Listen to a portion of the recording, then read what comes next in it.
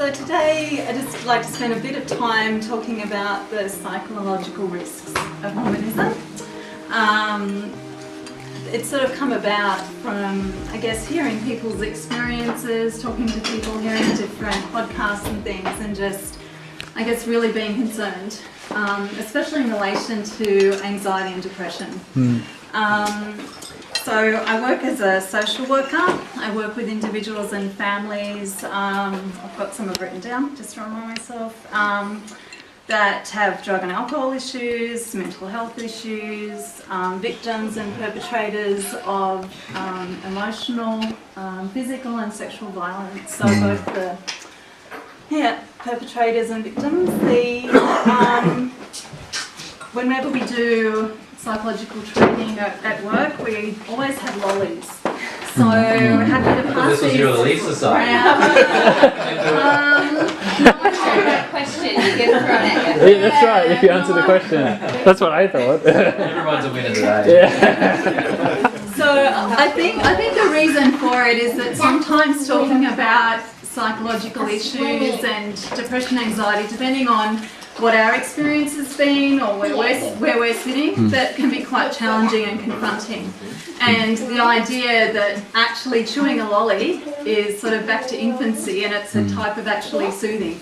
And so it's actually that kind of distraction that people can be chewing while they may be talking about something that's a little bit challenging. Because it may be challenging depending on where we are sitting, feel free to kind of step outside, get some air if it kind of feels, it's hopefully not going to feel too confronting, that's not the purpose.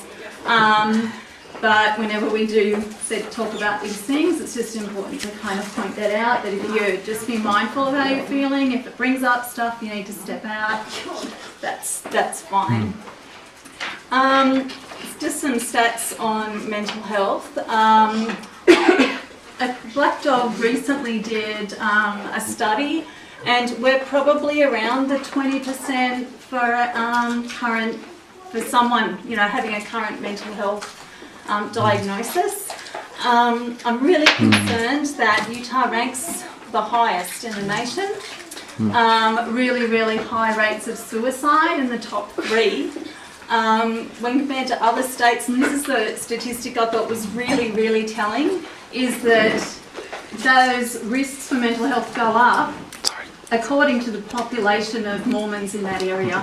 So that's kind of, for me, showing that where Mormons go, that it's not just a Issues follow. It's a Mormon thing. Is this controlled for stay-at-home mums at all? Statistician. I think there's some demographics, so we don't have demographics, and I couldn't also try and tease out sort of different types of groups, like what is it for the LGBTQI community, because I think that they would have higher incidence as well, but it's all kind of averaged out. So youth suicides have nearly tripled since 2007. Wow. Is now the leading cause of death among 10 to 17-year-olds in Utah. Wow. Which I think is really, really sad. And they have hunting and speeding. Yeah. Yeah. So what do we know happened around 2007, 2008 that may have contributed to this change? Proposition 8, right? Yeah. Yeah. So from then on, we have had several theories suggested for why the rates are so high. Some of those has included that it's high altitude. Yes. And That's right. high It's that. birth rates. Doesn't account for the increase. Yeah. No. In 2008, the altitude of Utah, high on the mountaintop, became literal. Okay. There is evidence, though, that suicide rates increase with altitude. Yes. Yeah. Yes. Okay. So we're not just And I think the being key- facetious. Yes. A lot of high altitude places, but that's independent.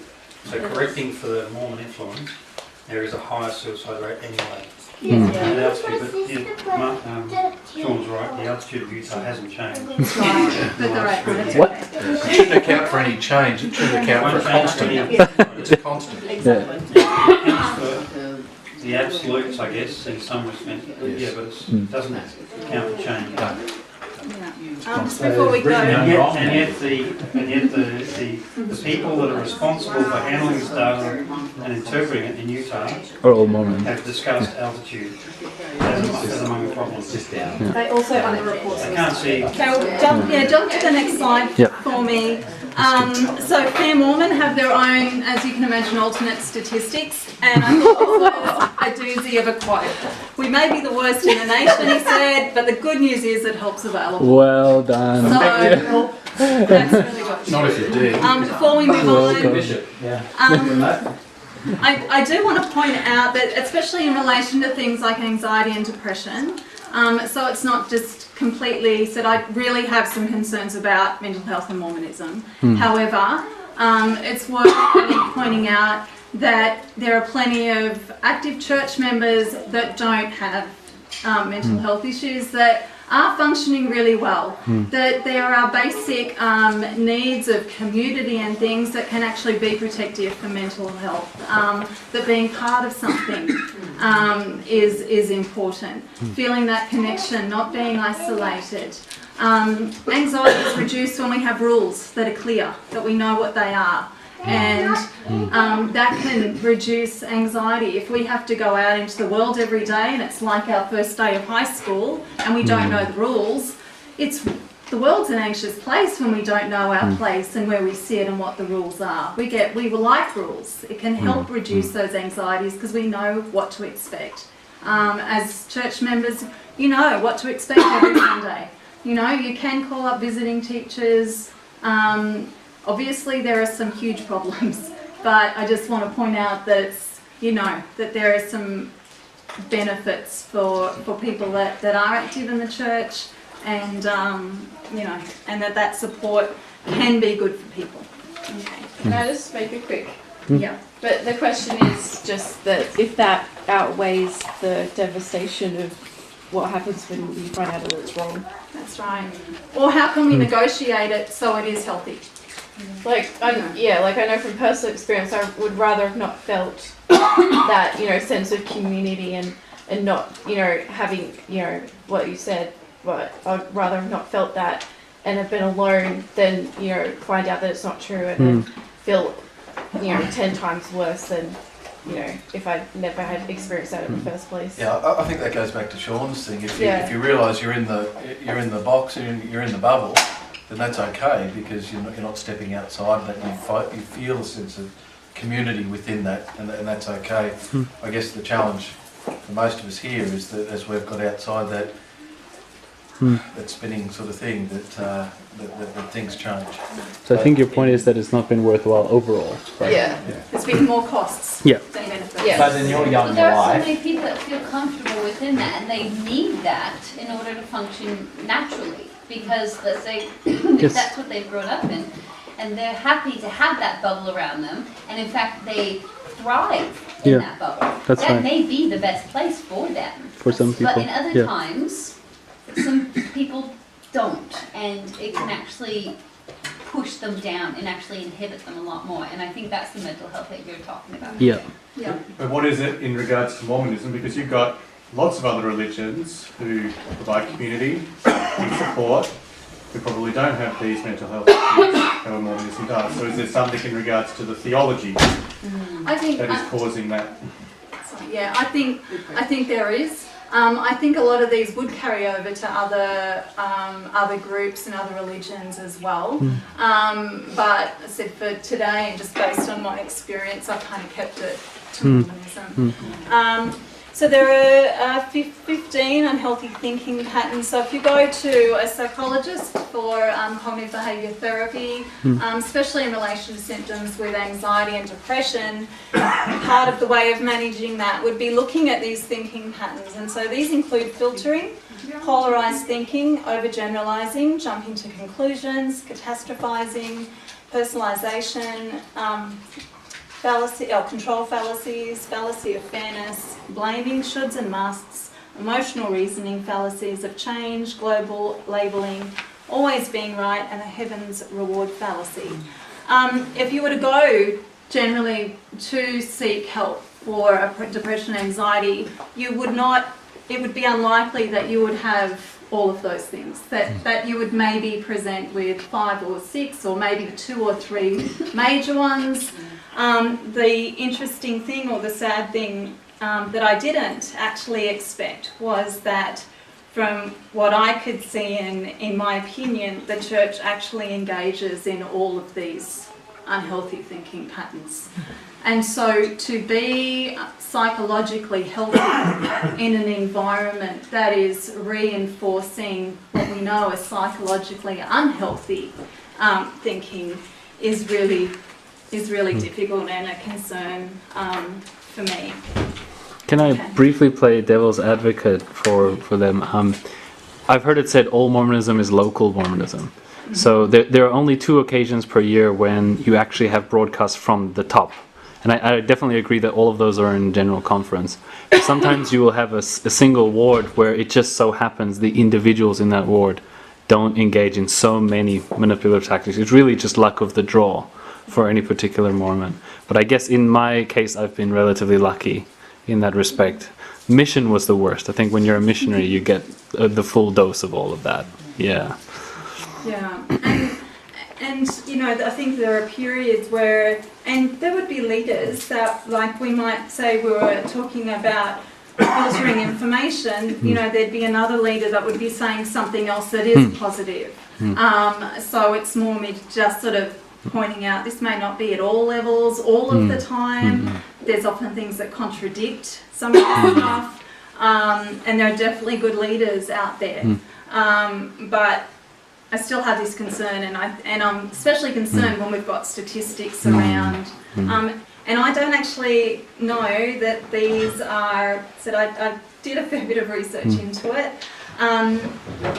but I you know, this isn't a cause. There's a correlation that I'm seeing, whether it's causal or not.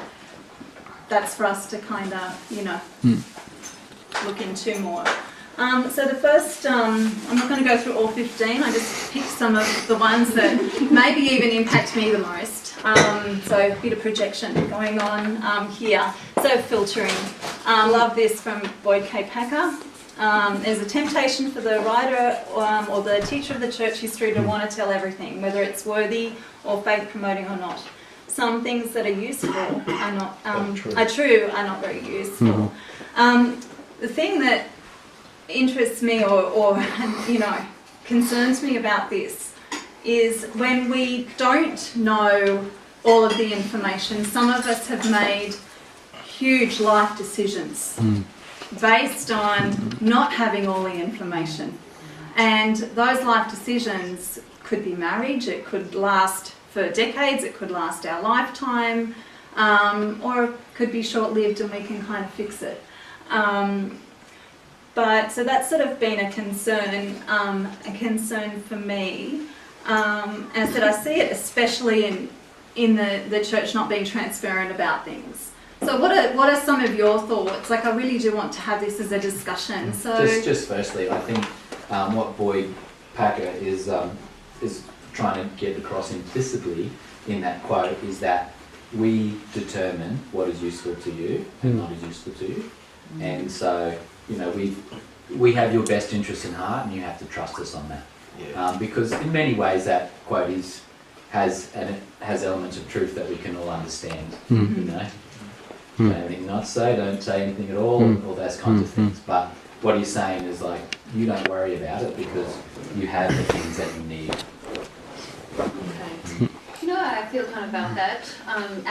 As a parent, I've had instances where my children may say something out loud which is true about somebody, but may not be the best thing to say.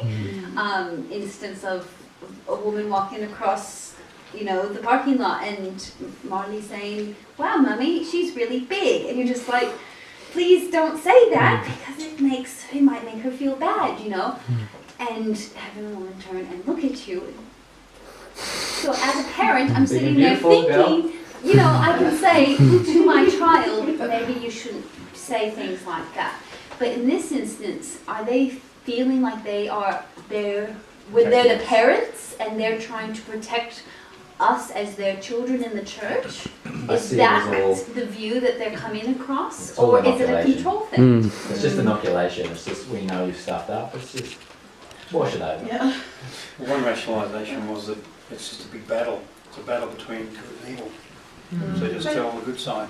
But that's the problem, is he's not describing a battle between good and evil. He's describing a battle between faith promoting and truth. Yeah. And that's what I resent about that, is that he's saying that what is faith promoting is more important than what is true. Yeah. And like you're saying, we base our decisions on these things we have faith in. And I want the things I have faith in to be true. Like, faith in things that are lies is not useful to me. Yes. And how dare he say they're useful to me? Yeah, yeah. They're useful to the church. Yeah. I think what the argument that I've heard so many times in response to sort of things like this is that well, we don't want to tell you these things because we don't understand the bigger picture, that there are mysteries that are yet to be revealed to us, and so therefore if you hear this, then you might Make draw them the wrong nervous. conclusion when there's a Or we might draw the More to right discover. conclusion. Even worse. Can I just say, so I was just looking up I've just got the Articles of Faith here, and the very last sentence in the Articles of Faith is, and there's one word that I'll just bring to your attention after I finish reading. The last sentence is, if there is anything virtuous, lovely, or of good report or praiseworthy, we seek after these things. The word that I want to bring to your attention there is anything. Anything that's That is in discordant. That is discordant with what he's saying there. Joseph Smith was saying, if there is anything that is true or good or whatever, we seek after that. Boyd K. Packer is saying, the only good things that we're interested in are the useful ones, and will determine what is useful. Wasn't it also the fact that said there were no gay members in the church? It was David Bednar. Bednar. Bednar said that. Yeah. I'm He's a thinking, clone. He's a clone. I hope Clone. That's actually not true. But anyway. Yeah, I think that like some of the things I've been hearing, like that. So you know, I think there is right that the parent, that the church sees themselves as a parent, and we know that as parents, there are things that we teach our children according to their age, like what is age appropriate. And so when you were talking about, you know, your son saying, "Oh, that's a big person," or whatever. You're talking about that in an age-appropriate way. You would have a different conversation in 10 years. And so I think the church does see itself as a parent and that it needs to decide and has the authority to decide what we can know and what we don't. You know, and that's there is truth in that. We don't actually have to know everything, but I think there are things that we should know that we aren't being told, and that can have an impact on the choices that we make. Amanda, one of the things that a good example of filtering, I think, is Teachings of the Prophets, the whole series, where they cherry pick these wonderful quotes to support the gospel principles, and they leave out Nothing most else. of it. Yeah. It's like Brigham Young is actually a nice guy in that book, right? I think they're the only good things that he said that are. Yeah, that's right. It's such a short book. You're like, why are the others so much thicker? So before I move on from filtering, just is there one piece of information that has been filtered that's impacted your life that you wish hadn't? There was one thing. I mean, I think the most straightforward one is that the church isn't true. Yes. If I could just say it. I mean, that's one simple piece of information that we're not even sure. We can debate all day whether or not they understand that piece of information, or how many of the people at the top actually understand that.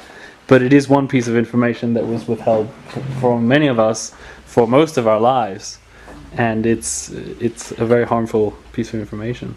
One thing that I wish hadn't been withheld from me is more of a general, well, not quite as general as that, but, and I'm going to find it difficult to articulate it, but one thing that I found quite damaging, found quite difficult, is that people withheld their humanness from me. Withheld the fact that they made mistakes, withheld the fact that they're not perfect, and that was really damaging. That's beautiful. Yeah. Great. Thanks for sharing that. black and white thinking. Dichotomous thinking. So each of us has to face the matter, either the church is true or it's a fraud. There's no middle ground. It is the church and the kingdom of God, or it is nothing. I personally think the church did itself a huge disservice with taking this line of thinking. What are some of your thoughts around that? I think the meme says it all. For those who can't read it, it says, "For when one facepalm or double facepalm doesn't cut it." It's a little bit George Bush, isn't it? When he's talking about going into Iraq, you know. What did he say? Some famous quote about being with us or against us. It's the age-old kind of thing, isn't it? I think that was Jesus who said that, actually. What do you say? With me or against me? Yeah. But I think I love this idea of thinking when you're fully believing. I used to love Jeffrey R. Holland and how definitive he would talk in regards to the church, and at the time of you believing, you can look at everybody else and go, you know, why aren't you on the same plane of thought as me? But then when you have those questions, that's the most problematic.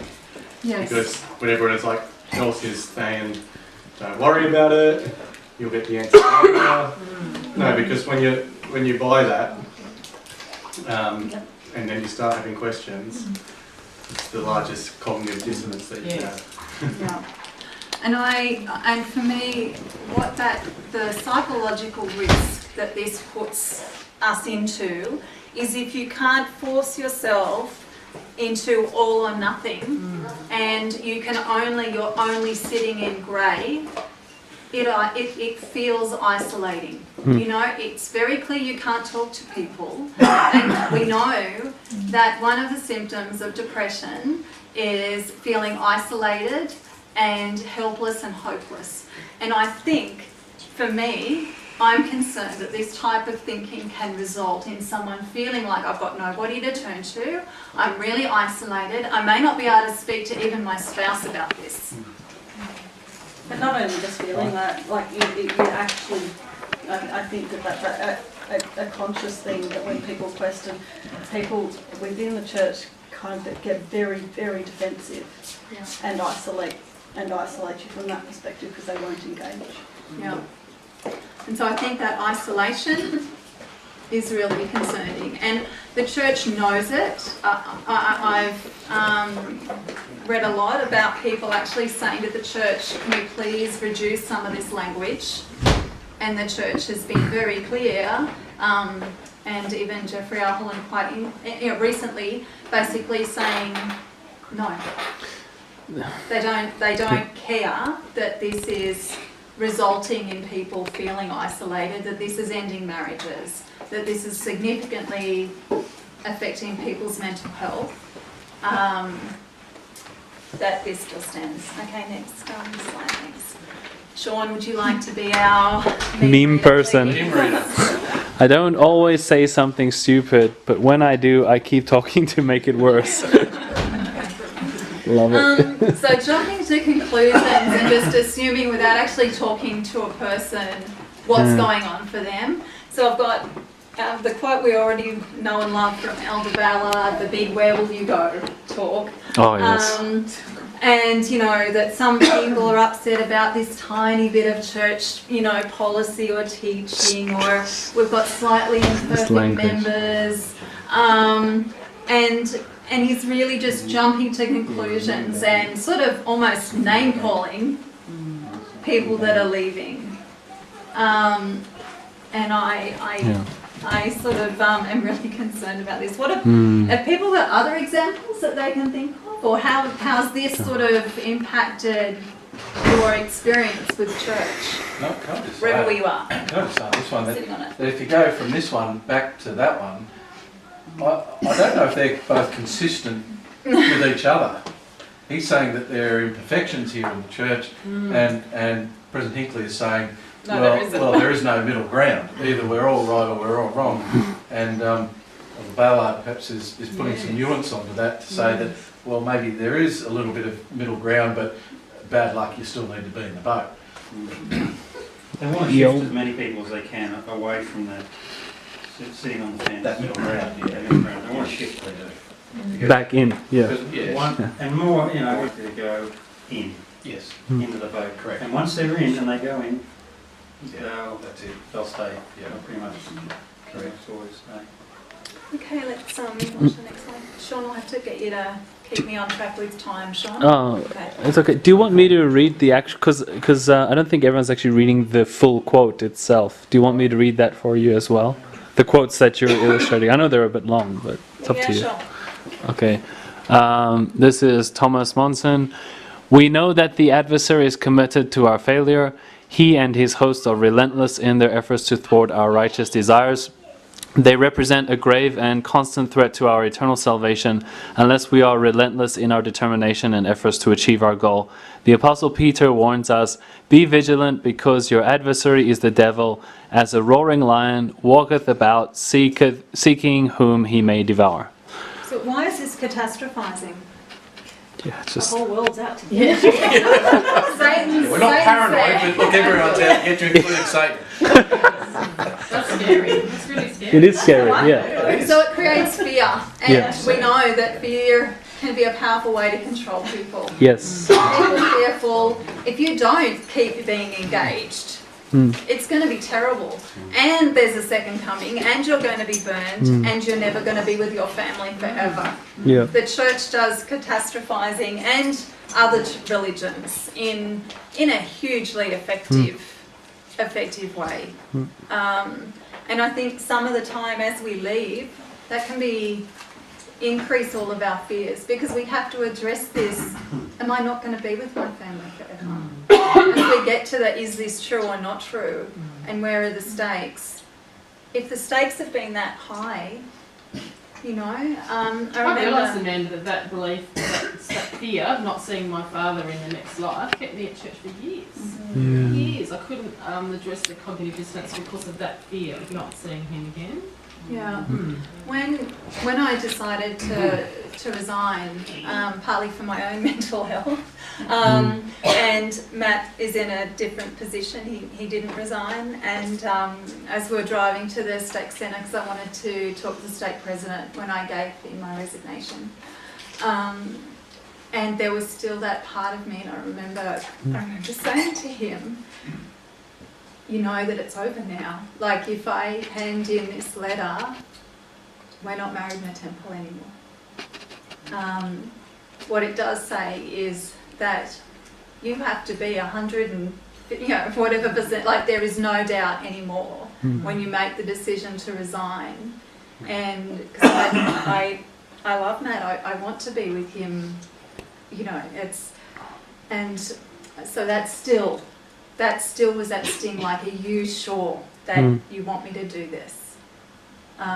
Because this ceiling's now done, and I'm no longer sealing. And so you have to absolutely know without any doubt that it means nothing. Emotionally, it still means stuff, but that you need to let that go. But you are so sure of where you're sitting, and for what was best for me, and to know that that's okay. Would you mind if I pass a comment on that point?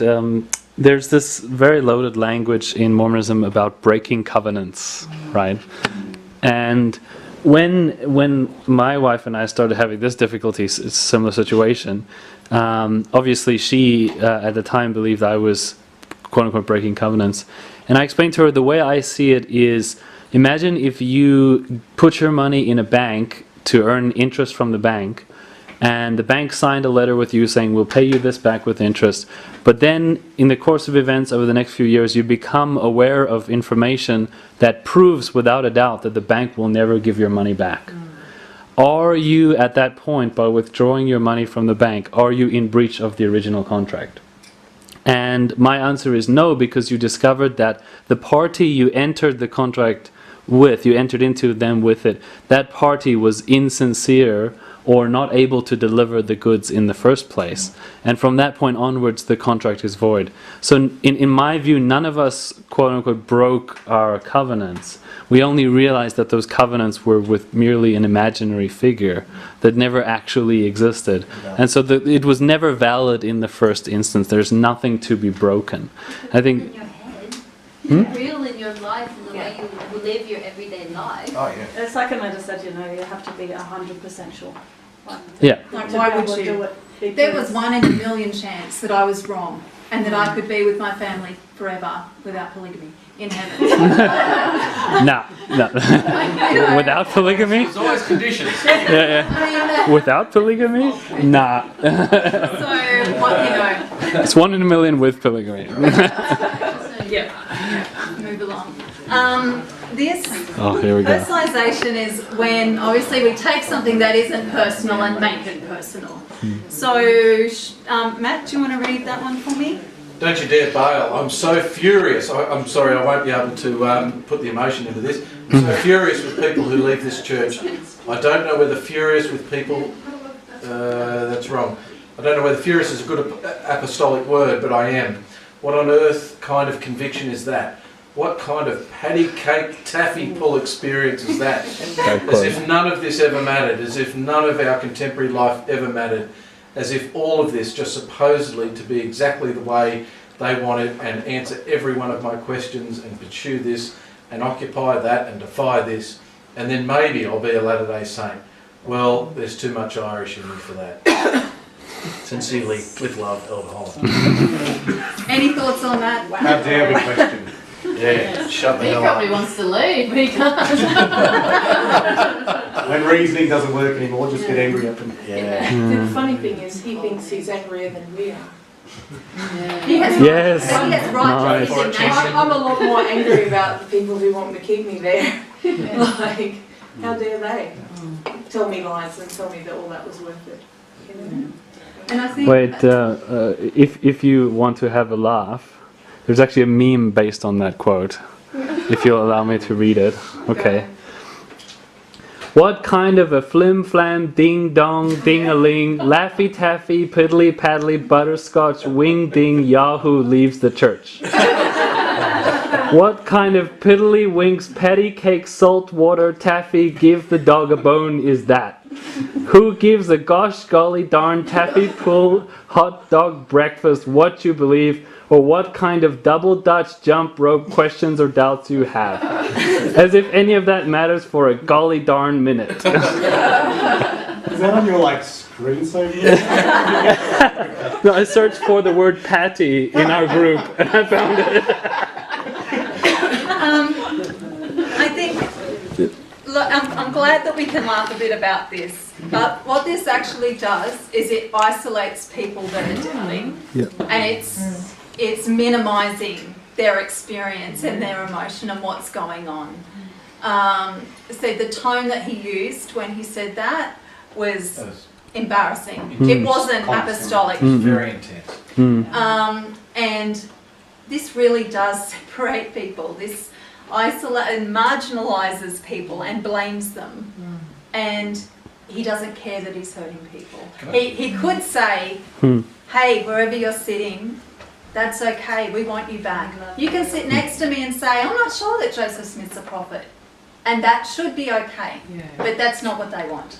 You need a European apostle for that. Yes, Can I just say here too that you know here he is speaking apostolically according to him, and yet you know if you read the scriptures in the New Testament, what does Jesus say about people who leave the church? He says, I will leave the 99 and I will go after the one. He doesn't say anything about being furious with them. What Jesus says is, I will leave everybody else. I will let them go to their own, whatever they want to do, and I will go after this one person because I love them. If he in fact believes the Saviour, then this is completely inconsistent with the teaching of the gospel. And that's the problem that I have. You will have people who go to church and whatever and say, yeah, that's right, and blah, blah, blah. But at the end of the day, it is un-Christ-like if that's what you believe, or if certainly it's what he believes, it's inconsistent with the teachings of the faith. So that's my comment on it. Okay, I think we're running out of time, so we'll just slide through. If we just, we'll stick. This fallacy of fairness was a huge issue for me personally. So when I was on my mission, and I wrote it in the front of my scriptures, it was, and the quote was, "Don't believe in miracles, rely on them." And so if you do certain things, it's also known as equational thinking. You know, like pay your tithing. If you do this, the windows of heaven will open and you're going to be blessed. I wish I'd have known that didn't work. Doesn't work. And I do feel stupid disappointed that I actually believed that. But I made major life decisions because of believing if you do this, this is going to happen. Yep. This was just the good old Joseph B. Worthland. It's a smorgasbord. You don't get to pick and choose. You take it all or you don't. Sure. Yeah. Emotional reasoning. We believe that what we feel must be true automatically. You assume that your emotions reflect the way things really are. I feel it, therefore it must be true. And Shawn has spoken a lot about that. It is really difficult. We talked about the organisation thinks it's right. It's the true church. It's the ultimate authority. And it's really hard to, if someone already thinks they're right, where can you go with that? So anyone have anything they wanted to add about any of those things? Well, just two small things. Sure. The first is that a friend very much enlightened me when he was talking about his bipolar disorder and how he and his psychiatrist had worked out that the absolute thinking, the black and white thinking in religion, and he was a Mormon, had exacerbated that. It had strengthened the kinds of tendencies that he had. And that for him, because he's dealing with, it affects him a lot. And it impacts a lot in his life. And so it was actually having really serious consequences for him in the way it was just not helping with that condition. But the other thing is the idea that you said near the beginning about how, there can be some value to having a community where you understand what's expected of you and you know your role and things like that. But the trouble is that sometimes for some people, it's that community that is causing their anxiety. The obvious example of that can be with LGBT people, where it's the community that's actually reinforcing what they see as, that's where they're hearing that there's a problem with them. And that's certainly, I've talked to people who experienced that, and it was only their friends outside the church that kept them on a level.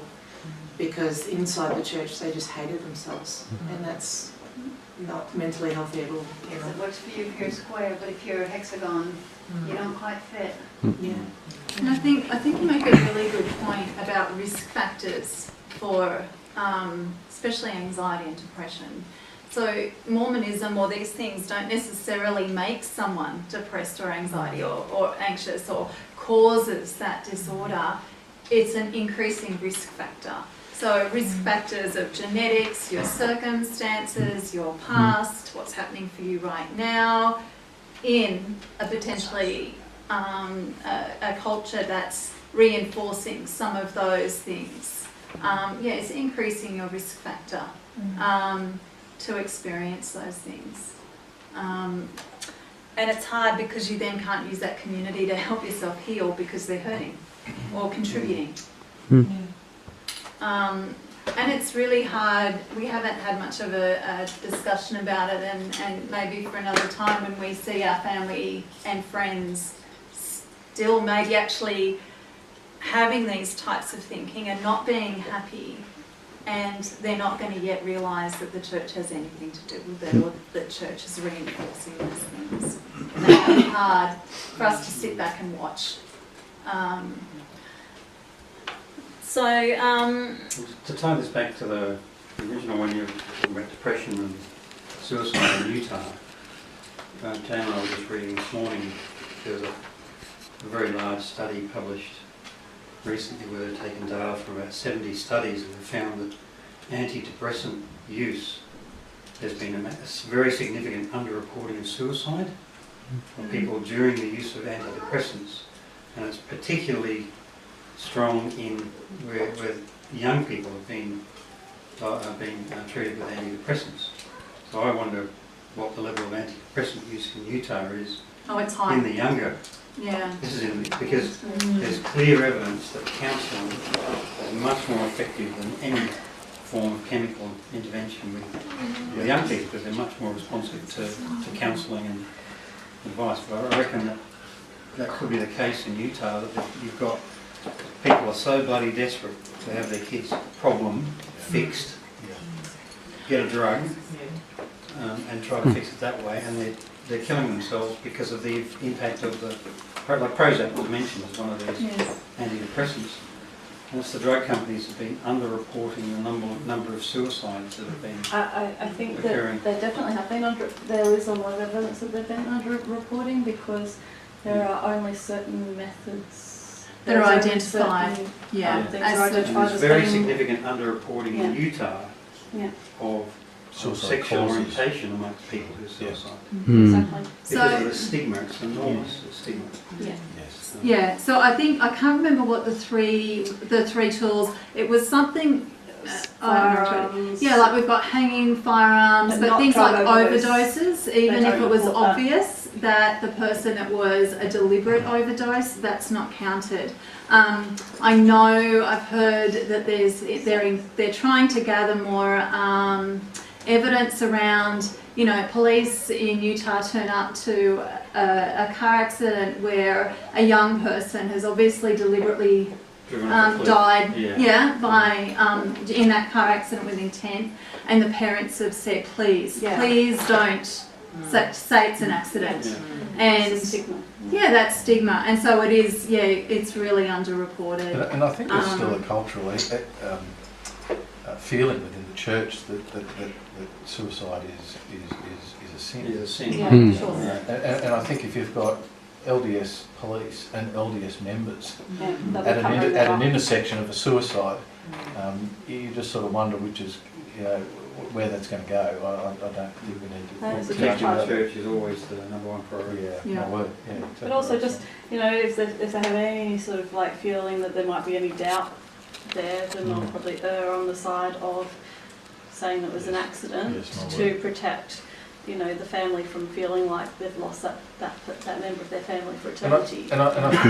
I think culturally too, you know, we've been to Utah a couple of times and I lived there for a period of time, that you know, there is a culture that supports glossing over reality. And Simon, I was very interested in your comment there about questioning about counselling and medication. Very much easier for somebody to be prescribed an antidepressant medication and take that within the confines of their own home, rather than the stigma which you've mentioned here too, that about going to a counsellor and that being a fair bit more open and taking maybe time off school or work to attend that counselling. Far easier to be prescribed a set of pills that you can take in your own home and be done with it, and that's it. And so I think that I think you're on something there. It's an interesting. It's not just easier because it's actually physically easier. Yeah. But it's easier because you don't have to confront what the answers might be. Yes, exactly right. And I think that's a very American cultural thing. I think it's a much easier, like drugs are just generally more accessible in the US. Yeah. It's a bit more liberal. Well, you Yeah. don't have to question why if you take a drug, because the drug is therefore going to be the solution. And the other side of rather than yourself. You know, the other side of that is the council. That's what you have to embrace. You have to embrace that you have that power and control, Yes. and that can be challenging. The other side of that is the health companies too, that obviously don't want to pay. You know, if you've got Revenues. depression, if we can prescribe you with a $100 set of medication and not pay for a $2,000 you know, a whole series Therapist or whatever. else, Yeah. we'll have to guess which one we'd prefer to go down. Yeah. Mormon parents don't like to send their kids to non-Mormon counselling. Yes. And so they had that, Get all sorts of ideas. LDS social services thing in the city where, Yeah. you know, and they're just such a shortage of qualified Mormons because, you know, like you say, psychologists don't really. So I think it's also that culture where that glossing over that you were speaking about earlier, which is what will drive somebody like Stuart Mathis to go pin a note to his shirt and say, "Do not resuscitate. I'm killing myself on the stake center steps because I'm LGBT. Yes. I'm gay, and you guys have just, you know, told me that you don't want me." And he did it that way in the purpose to make it known. Because if he had just been at home and had written out, it could have been put away. Sadness. Yeah. But when he did it there, he did it because he knew it would make headlines, because he knew that other people had suffered and it was not shown that that was why. And he wanted to make a difference. And what a burden to bear. And I said there is for me that anger that comes up, that the church knows this, and as Simon said, they put the organisation first. And I just and for a lot of church members, especially in the States where it costs a lot to have therapy and things like that, their first port of call is their bishop. And we know bishops are just don't cost anything, man. and so Pay for. Bishop isn't seeing me 10%, that's for sure. And so we know different experiences from bishops, so it can be Hit and miss, yeah. So what we can do, the first thing was, and this is obviously simplified,